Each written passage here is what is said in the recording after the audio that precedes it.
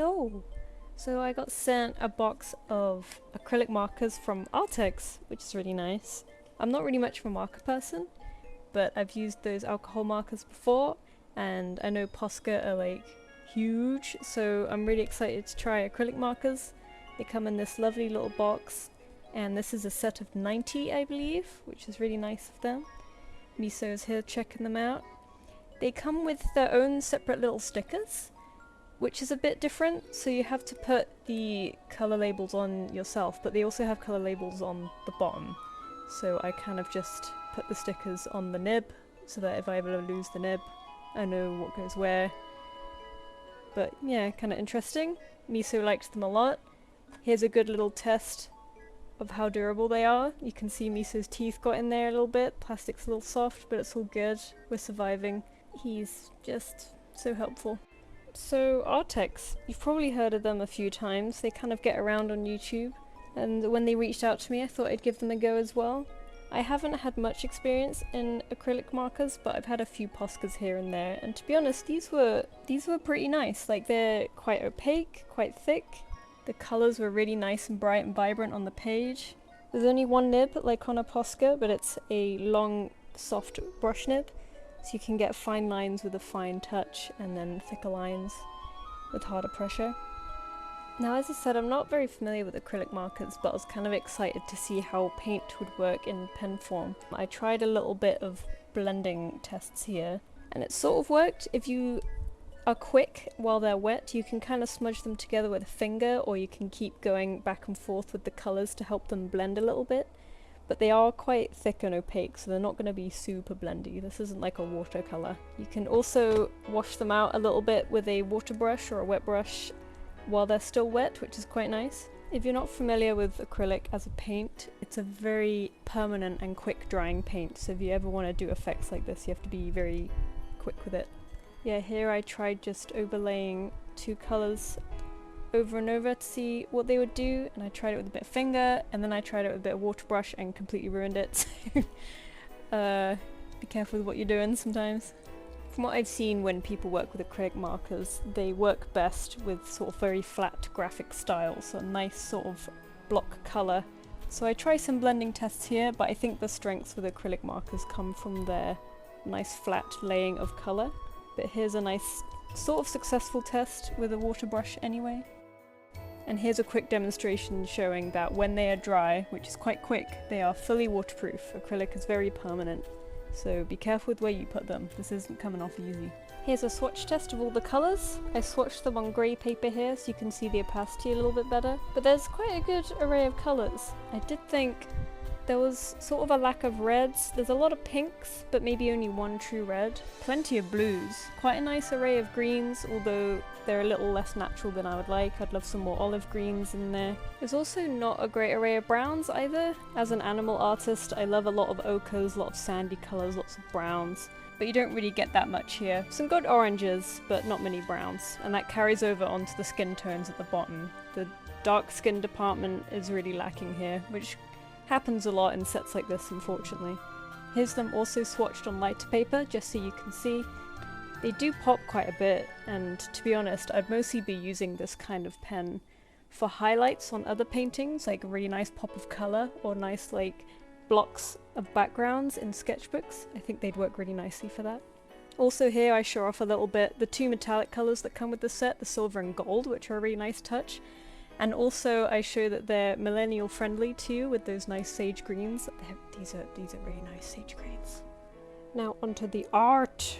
So incredible, you won't guess what I did, but I drew a cat. So yeah, I drew a cat with these, and whenever I'm unsure with my palette, I always go with a white cat so I can add a whole bunch of colours here and there. So we're doing a white cat with a lot of blue, because white cats and blue just work really nicely together. Yeah, I started off with this really nice kind of sky blue-esque colour, and later I sort of add some greens, some yellows, some pinks, just because I think those colours will work really nicely together. And again, with a white cat you can kind of go a bit nuts on what colours you shade them with, you know. But yeah, since we're watching this, I thought I'd talk a little bit more about my impressions on these markers. I was pleasantly surprised. Like I mentioned before, I'm not really much of a marker person, but it is really satisfying getting this kind of thickish paint out of these things. Sort of laying down really nice, bright, opaque colour is really satisfying. They are fairly opaque, but they don't work miracles. They are still a pen, and paint has to be... it can only be so thick to pass through a nib. You can see when I apply yellow, it isn't fully opaque and it doesn't fully cover the blue. Usually paler colours are a bit more lacking in the opacity end of things. But I do use this to my advantage, and I kind of use them to layer up colours a little bit, like, so it sort of blends the blue into the white a tad if you squint a little, you know, and it kind of turns it into a green, because, you know, yellow plus blue is green. There's also a little bit of streakiness with these pens. You can see with the background there's a little bit of streakiness, but I think that could be fixed with just, you know, waiting for the first layer to dry and then going over it again with paint. You know, it's the same with any paint really. Like I think with probably actually acrylic paint from the tube, if it's thinned out a little bit with water or thinner, you will have to layer a little bit to get rid of if you want really nice sort of block colours, so I'm not going to fault them for that. Pens are pens. Paint is paint.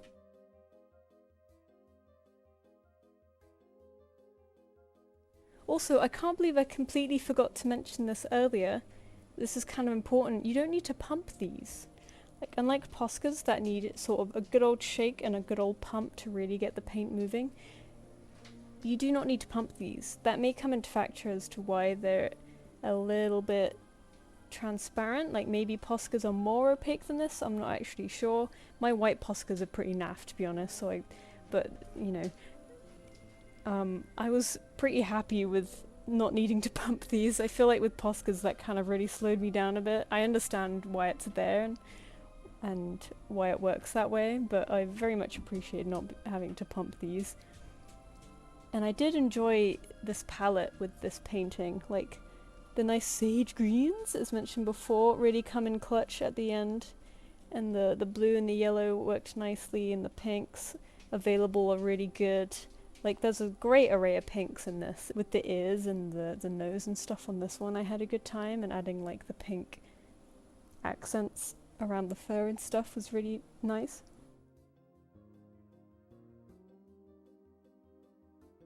There's a decent amount of opacity here when I apply the sage green. Like I go over that blue quite nicely, and then I discover it's actually a really nice in-between between this blue and this yellow. So I kind of, once I figured this out, I kind of used it a turn over over most of it, because I mean I do love me a green, and it just sort of blended these two really nicely. But I'm not really looking for tons of blending with these, as I mentioned before. It's more for sort of blocky graphical styles, these things. But people do pull off really incredible stuff with acrylic markers, and if you want some inspiration, I recommend looking up other artists who do stuff with these things, because they're pretty crazy. I test the opacity a little bit again by putting some stars on the blue here. This is not a white, this is sort of the sort of creamy, orangey, pinky, peachy that I was using on the ears, and I thought it'd look nice against the blue. I do overlay them a few times to make sure they're nicely opaque, and it worked pretty well. And then right at the end, with the same colour, I attempt whiskers very nervously. Relies on my steady hand a little bit. I overlay them a little bit at the end just to make them a little bit more opaque, and then here's a sped up version if you want to see it all really fast.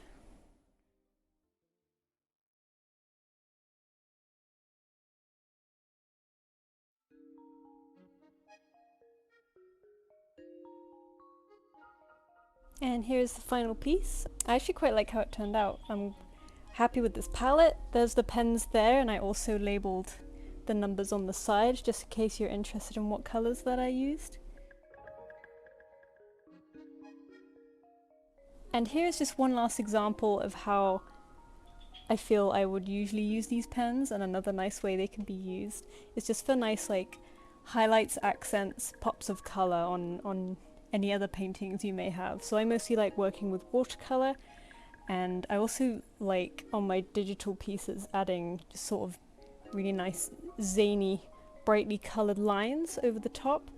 So I thought that would also work pretty well here. But yeah, that's about it. Thank you Arrtx for sending me these markers. They're really nice. I can't wait to use them more in future sketchbooky stuff, so you'll probably see them in tours in the future. I hope you guys have a nice one. I'll see you next time.